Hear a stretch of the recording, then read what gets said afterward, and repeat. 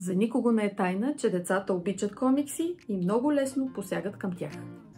И тук в няколко кратки изречения ще се опитам да ви кажа защо е хубаво да не ги възпираме, а напротив да й даваме възможност да разглеждат и четат повече от тях.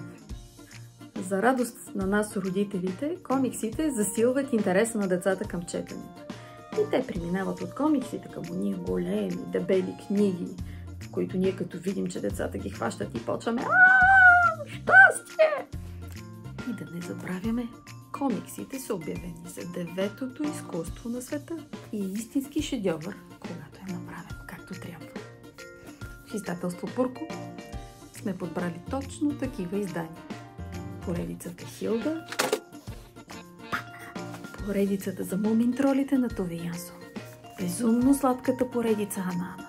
И тази година ще има една изненада.